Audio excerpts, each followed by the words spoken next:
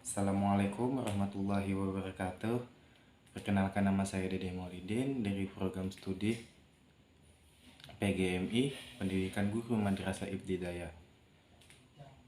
Di sini saya akan menjawab soal pertanyaan UTS ulangan tengah semester mata kuliah Filsafat Umum. Soal yang pertama adalah berfilsafat termasuk dalam berpikir.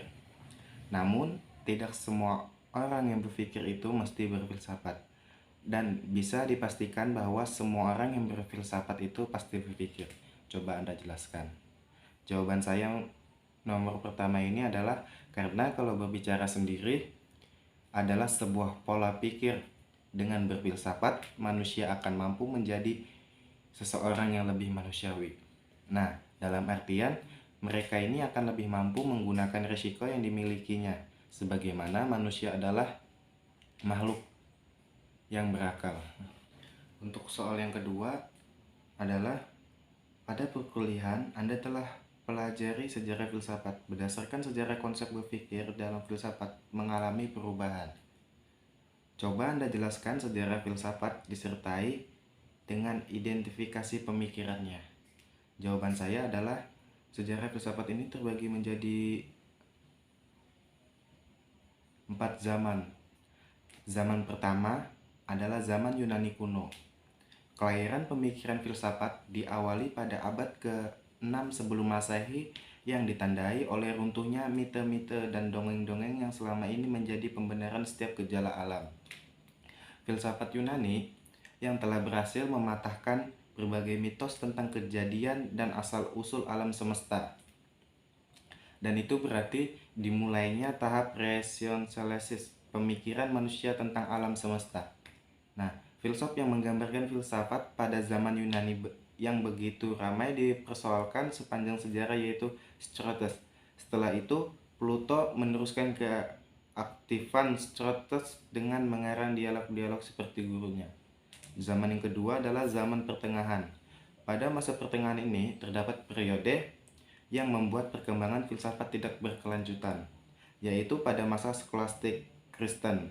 Hal ini dikarenakan pihak gereja membatasi para filsuf dalam berpikir, sehingga ilmu pengetahuan terhambat dan tidak bisa berkembang, karena semuanya diatur oleh doktrin-doktrin gereja yang berdasarkan keyakinan.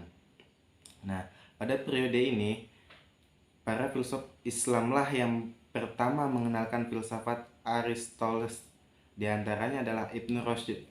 Ia mengenalkan kepada orang-orang barat yang belum mengenal filsafat Aristoteles.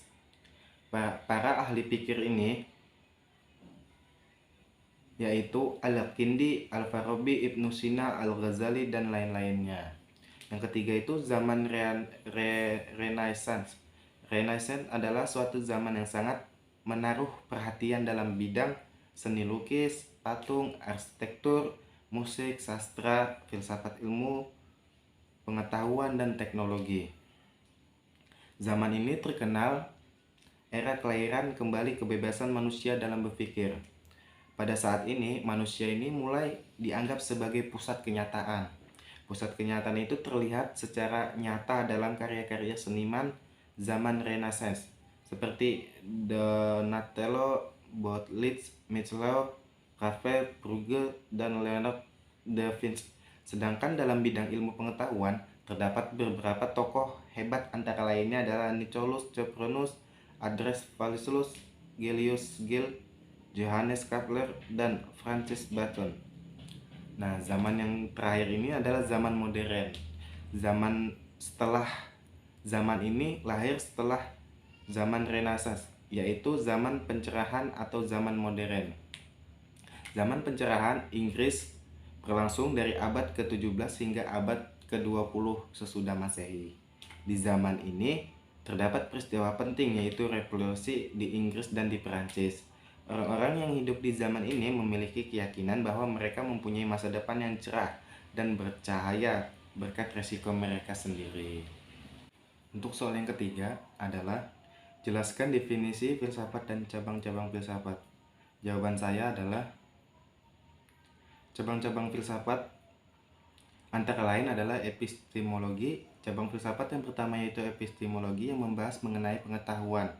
Beberapa pengetahuan yang termasuk dalam suatu lingkup epistemologi yaitu asal mula, validitas, metodologi, bentuk atau struktur. Secara bersama-sama, beberapa hal tersebut membentuk pengetahuan manusia. Yang kedua adalah metafisika. Cabang filsafat yang selanjutnya yaitu metafisika. Cabang filsafat metafisika ini membahas tentang sebuah proses analisis dari hakikat fundamental. Hal ini berhubungan dengan keberadaan yang realitas selalu menyertainya. Kajian yang dibahas dalam metafisika ini lebih berfokus pada keberadaan sifat-sifat, salah satunya seperti realita yang sedang dikaji. Yang ketiga ini adalah logika. Logika ini merupakan bagian dari filsafat yang mempelajari tentang kecakapan dalam berpikir sesuai dengan nalar. Selain itu, cara berpikir secara logika ini juga lurus dan padat. Yang keempat adalah etika. Etika ini merupakan cabang filsafat yang mempelajari tentang norma atau aturan yang berlaku dalam kehidupan bermasyarakat.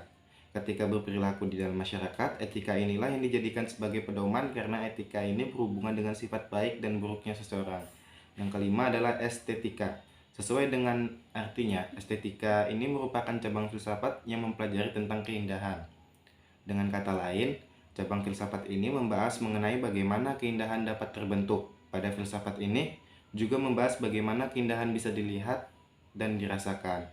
Dan yang kelima adalah filsafat ilmu. Filsafat ilmu ini merupakan cabang filsafat yang mempelajari hakikat ilmu. Dengan kata lain, filsafat ilmu ini membahas bagaimana cara menjawab pertanyaan yang berhubungan dengan hakikat ilmu. Selain itu, filsafat ilmu juga digunakan untuk mencari akar persoalan. Hal ini bertujuan untuk mendapatkan kejelasan dari apa yang dipersoalkan. Untuk soal selanjutnya adalah soal nomor 4. Bagaimana peran filsafat dalam membentuk kerangka berpikir sebelum seorang individu melakukan suatu tindakan? Jelaskan.